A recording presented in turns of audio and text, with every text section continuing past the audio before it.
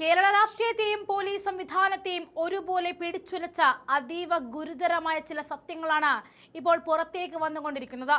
നവകേരള യാത്രക്കിടെ KSU youth Congress പ്രവർത്തകരെ മുൻ മുഖ്യമന്ത്രിയുടെ ഗൺമാൻ ക്രൂരമായി മർദ്ദിച്ച കേസിൽ അന്നത്തെ ക്രമസമാധാന ചുമതലയുണ്ടായിരുന്ന ADGP MR അജിത് കുമാറിനെതിരെ ഉയർന്ന മൊഴികൾ കേവലം ആരോപണങ്ങളായിരുന്നില്ല, മറിച്ച് ഒരു ഭരണകൂട തണലിൽ നടന്ന മാഫിയ പ്രവർത്തനത്തിന്റെ നേർചിത്രമാണ്.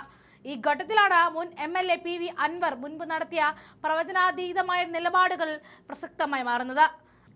അൻവർ എന്ന ADGPക്കെതിരെ വാളെടുത്ത് LDF വിട്ടപ്പോൾ പലരും അതിരെ വാ പോയ കോടാലിയായിട്ടും വെറും രാഷ്ട്രീയ നാടകമായിട്ടും തള്ളിക്കളഞ്ഞു.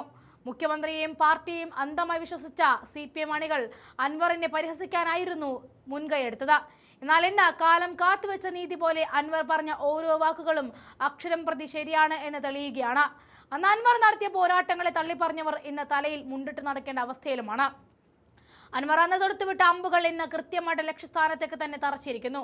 ഒരു മുൻ മുഖ്യമന്ത്രിയുടെ കൂടെ നിർത്തി രാജാവിനേക്കാൾ വലിയ രാജഭക്തി കാണിച്ച കേരള പോലീസിനെ സ്വന്തം തറവാട്ട് സ്വത്ത് പോലെ ഭരിച്ച ഒരു മൂവർ സംഘം ഇവിടെ ഉണ്ടായിരുന്നു. അജിത് കുമാർ, സുജിത് ദാസ്, ഹരിശങ്കർ, ഏത് കേസ് ഡയറിയും തിരുത്താനും ഏത് തെളിവും നശിപ്പിക്കാനും ഇവർക്ക് മടിയുണ്ടായിരുന്നില്ല എന്ന് ഇന്ന് അന്വേഷണ ഉദ്യോഗസ്ഥർ തന്നെ സാക്ഷ്യപ്പെടുത്തുന്നു. ആലപ്പുഴയിലെ മർദ്ദന കേസിൽ ഗൺമാന്മാരെ ചോദ്യം ചെയ്യാൻ പോലും അനുവദിക്കാതെ കേസ് ഡയറിയും അന്തിമ റിപ്പോർട്ടുകളും തിരുത്തിച്ച അജിത് കുമാറിന്റെ നടപടി ശുദ്ധ ക്രിമിനലിസം തന്നെയാണ്. 5 മുതിർന്ന പോലീസ് ഉദ്യോഗസ്ഥർ തന്നെയാണ് ഈ ഞെട്ടിക്കുന്ന മൊഴി നൽകിയിരിക്കുന്നത്. ഇവിടെയാണ് PV അൻവർ ഉന്നയിച്ച ഗൂഢാലോചനയുടെ രാഷ്ട്രീയ വശം നമ്മൾ ചർച്ച ചെയ്യേണ്ടത്. ഇതൊന്നും അജിത് കുമാർ എന്ന ഉദ്യോഗസ്ഥന്റെ മാത്രം ബുദ്ധിയിൽ ഉദിച്ചതല്ല. ഇതിനു പിന്നിൽ വലിയൊരു രാഷ്ട്രീയ അജണ്ടയുണ്ട്.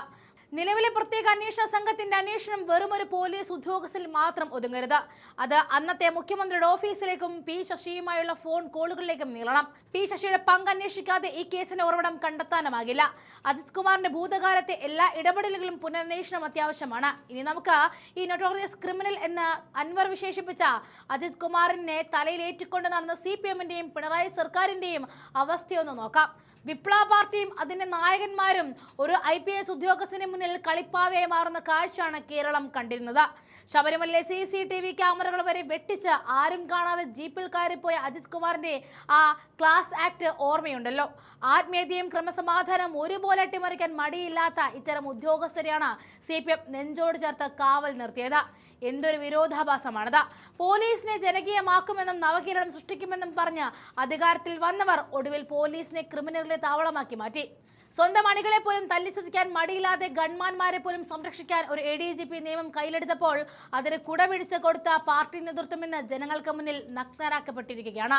അജിത് കുമാറിനെ പോലെയുള്ള കടുത്ത ക്രിമിനൽ സ്വഭാവമുള്ളവർക്ക് പരവതാനി വിരിച്ചതിലൂടെ പോലീസിനെയും LDF സർക്കാരിനെയും ഈ കോലത്തിലെത്തിച്ചതിന്റെ പൂർണ്ണ ഉത്തരവാദിത്തം CPM നേതൃത്വത്തിന് തന്നെയാണ്. അൻവർ അന്ന് ഒറ്റയ്ക്ക് നിന്ന് ഉറക്കെ വിളിച്ചു പറഞ്ഞ സത്യങ്ങൾ ഇന്ന് കേരളം മുഴുവൻ ഏറ്റുവിളിക്കുകയാണ്. അജിത് കുമാറിനെ വെള്ളപൂശാൻ ശ്രമിച്ച ഭരണാധികാരികൾക്കും പാർട്ടി ന്യായീകരണ തൊഴിലാളികൾക്കും ഇനി ജനങ്ങളുടെ മുഖത്ത് നോക്കാൻ ഭയമാണ്. കാരണം അധികാരത്തിന്റെ അഹങ്കാരത്തിൽ അവർ സംരക്ഷിച്ച ജാടയും രാജഭക്തിയും ഇന്ന് നിയമത്തിന് മുന്നിൽ തകർന്നടിഞ്ഞിരിക്കുന്നു. ഈ മാഫിയ ഭരണകൂട കൂട്ടുകെട്ടിനെതിരെ സമഗ്രമായ അന്വേഷണം നടത്തി യഥാർത്ഥ പ്രതികളെ നിയമത്തിന് മുന്നിൽ കൊണ്ടുവരുന്നതുവരെ കേരളത്തിലെ ജനങ്ങൾക്ക് വിശ്രമിക്കാൻ സമയമില്ല.